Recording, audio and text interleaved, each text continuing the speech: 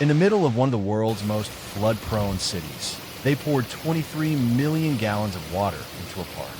Everyone expected disaster, but what happened next shocked the entire city.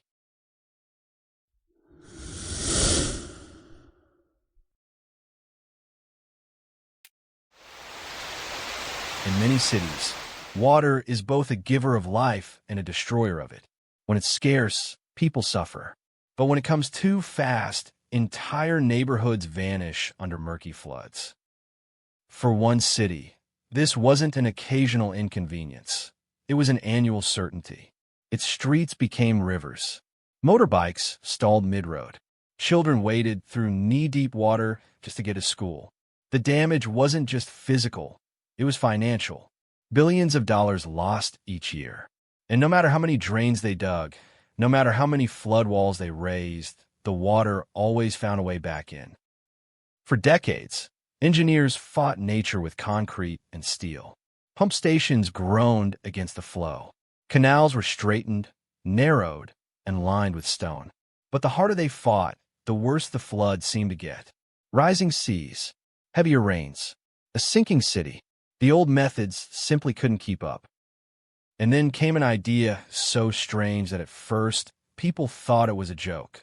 What if the city let itself flood on purpose?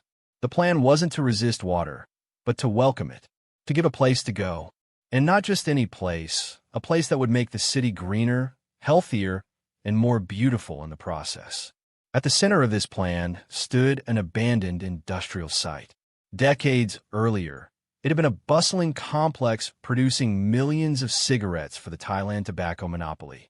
But by the early 2000s, the factory's best days were over. The land sat idle, contaminated, and forgotten.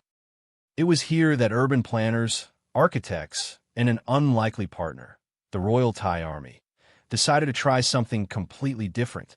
They would turn this toxic wasteland into a living sponge. And where did this happen? In a city of over 10 million people, a city built on a swamp, a city slowly sinking into the sea.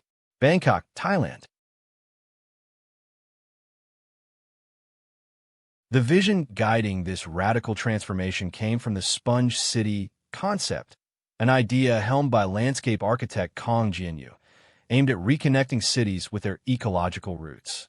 Rather than damming or draining, these sponge cities capture, store, and cleanse water naturally, transforming flood-prone spaces into living systems that thrive amid urban pressures. At the heart of Bangkok, a former Thailand tobacco monopoly site, encompassing around 102 acres, roughly 41 hectares, became the canvas for this experiment. In a city averaging just 1.5 meters above sea level and sinking due to subsidence and overpumping, these 102 acres held immense potential. The plan? To build 3 constructed wetlands dotted with hundreds of mini islands, carved out through a simple cut-and-fill method. No dirt hauled in, no soil hauled out.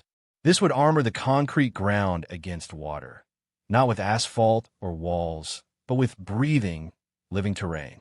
This modular design meant a single excavator could accomplish what would usually require massive teams, critical for a project executed by the Royal Thai Army's 1st Development Division, a group with limited landscape experience.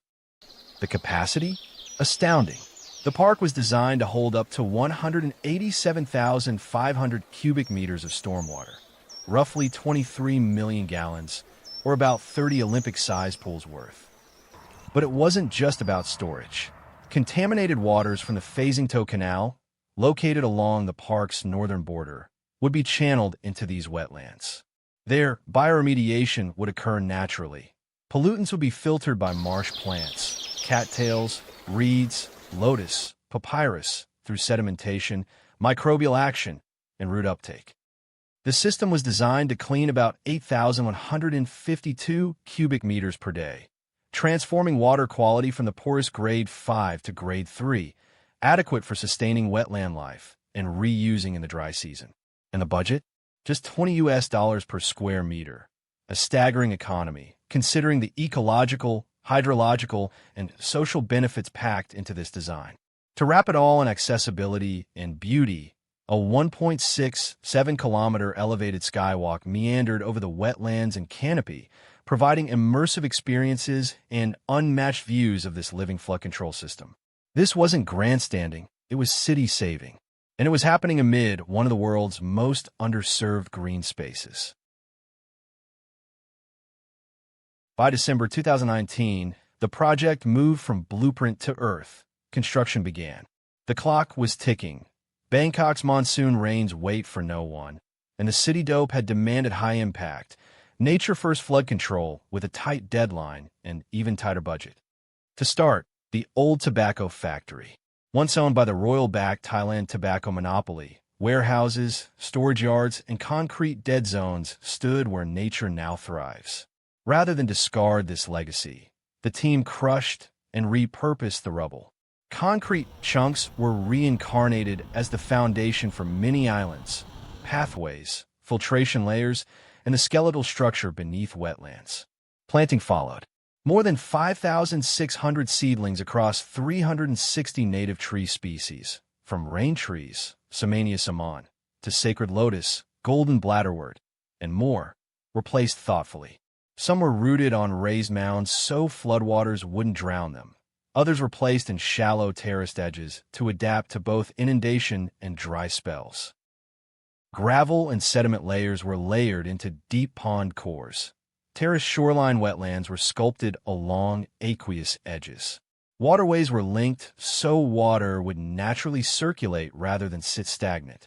Bidirectional boardwalks, floating docks, and gentle pathways invited walkers, joggers, and wildlife to mingle safely with the water pathways. The skywalk emerged next, a 1.67 km elevated walkway, universally accessible, weaved through the foliage and above the wetland. It brought bird's-eye perspective of this hydrological labyrinth. In just 18 months, construction was complete. By March 2022, the park was standing, resilient, lush, and functional. In a year of relentless rush, the Finance Ministry of Thailand, Treasury Department, Arsamsil Community and Environmental Architect, and Tourandscape delivered Bangkok's largest new public green space.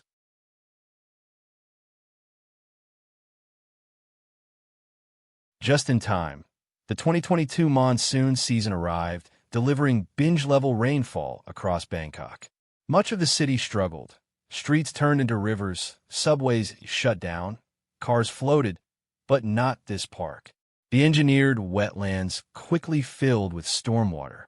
The three central ponds reached capacity, holding up to 187,500 cubic meters. That's 23 million gallons, or 30 Olympic pools worth. The network absorbed and stored the deluge, rather than letting it spill over destructively. Across the park's edge, the visual verdict was astonishing. Water shimmering beneath a lush canopy, while its surroundings, streets, expressways, markets, remained unexpectedly dry. There were no pumps running, no hourly pumping logs, no heroic human intervention. The park did what it was designed to do: drink the storm, and Bangkok watched. The numbers were confirmed by post-season assessments. The immediate vicinity of the park did not flood, even though almost all of central Bangkok had patches of inundation. This wasn't luck. It was engineering, nature style. Soon, visitors noticed another miracle. Water flowing from the Phasingto Canal, once laden with urban runoff and sewage, entered the park's engineered wetlands and emerged cleaner. Every day, 8,152 cubic meters of contaminated water was remediated from Grade 5 to Grade 3. The wetland cores also held 128,000 cubic meters of rainwater, enough to sustain the ecosystem through the dry season.